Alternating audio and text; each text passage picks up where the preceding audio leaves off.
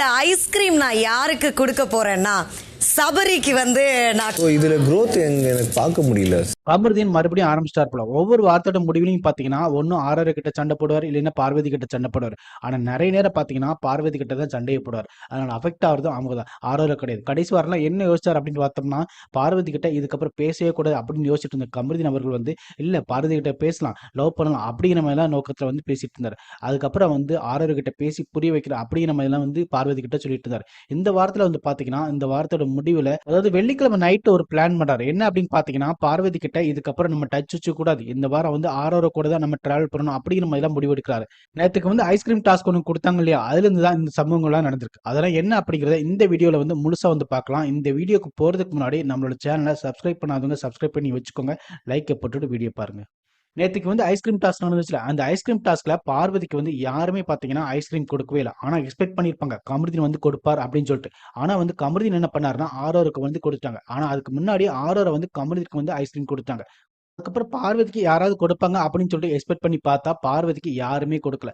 ஆனா பார்வதி போய் சபரிநாதுக்கு கொடுத்தாங்க. பிக் பாஸே ஒரு கட்டத்துல ஏமா நீ ஐஸ்கிரீம் கொடுக்க சொன்னா உருக வைக்காது அப்படிங்கிற மாதிரி கலாச்சிட்டு இருந்தாரு. இதுக்கிடையில தான் சபரிநாதன் ஒன்று சொல்லியிருப்பார். அவர் என்ன சொல்லியிருப்பாருன்னா, செல்ஃப் லவ் மட்டும் தான் முக்கியமே தவிர மற்றபடி ஒண்ணுமே கிடையாது அப்படிங்கிற மாதிரிலாம் சொல்லியிருப்பார். இது எதுக்காக சொல்லியிருக்காரு அப்படின்னு பார்த்தோம்னா, பார்வதி ஃபீல் பண்ணியிருப்பாங்க அப்படிங்கிற கோணத்துல அவர் சொல்லியிருக்கலாம். அதுக்கப்புறம் கமருதீன் என்ன எப்ப பார்த்தாலும் இதே மாதிரி பண்ணிட்டு இருக்கா அவ, எனக்கு கொடுக்காம எப்படி சபரிக்கு கொடுக்கலாம் அப்படிங்கிற மாதிரி ஆர்ஆர் கிட்டையும் விக்கெட்ஸ் கிட்டையும் சொல்லிட்டு இருக்காங்க.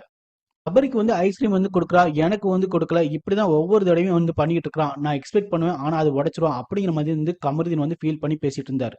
அதாவது பார்வதி மட்டும் வேற ஒரு ஆளுக்கு கொடுக்கும்போது அவருக்கு வலிக்குது, அதே மாதிரி தானே பார்வதிக்கு இருக்கும் அப்படிங்கிற எண்ணம் அவருக்கு கொஞ்சம் கூட இல்ல.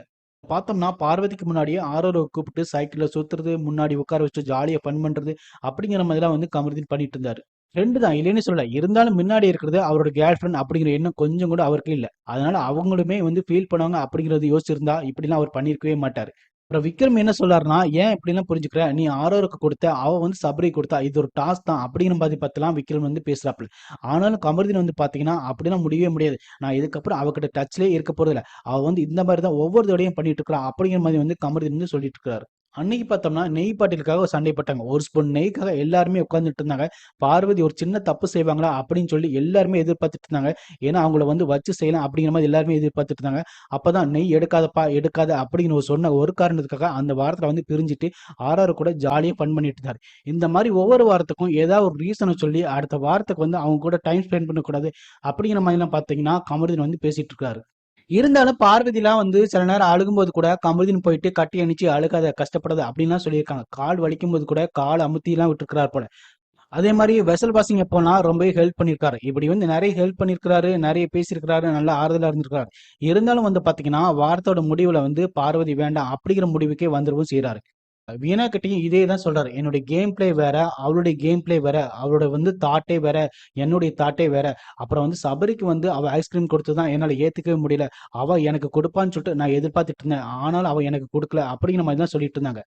இந்த இடத்துல பாத்தீங்கன்னா அவர் இன்னொரு பொண்ணுக்கு கொடுத்துருக்கிறார், இன்னொரு பொண்ணு இவருக்கு கொடுக்கணும்னு சொல்லிட்டு எக்ஸ்பெக்ட் பண்ணது எந்த விதத்துல நியாயமா இருக்குது?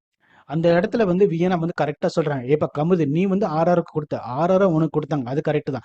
அதே மாதிரி பார்வதியும் நினைச்சிருக்கலாம்ல, நமக்கு கமருதீன் கொடுப்பான் அப்படின்னு சொல்லி எக்ஸ்பெக்ட் பண்ணிருப்பாங்கல்ல அப்படிங்கிற மாதிரி கேட்கறாங்க. நீ பார்வதி கொடுக்கலாம்னு நினைச்சிருக்கலாம், அந்த இடத்துல ஆர்ஆர் உனக்கு கொடுத்தாங்க, அதனால நீ ஆர்ஆருக்கு கொடுத்த. அதே மாதிரி சபரி கொடுத்துட்டாங்க, ஆனா அந்த பொண்ணுக்கு யாருமே கொடுக்கல, அதை பத்தி யோசிச்சு பாத்தியா அப்படின்னு மாதிரி கேட்கறாங்க. இருந்தாலும் திரும்ப அதே தான் சொல்லிட்டு இருக்காரு, இந்த வாரத்துல நான் கூட பேசவே மாட்டேன் அப்படிங்கிற மாதிரி அவர் பேசிட்டு இருந்தார். நீங்க இதை பத்தி என்ன நினைக்கிறீங்க அப்படிங்கறத கமெண்ட்ஸ் பாக்ஸ்ல கமெண்ட் பண்ணுங்க.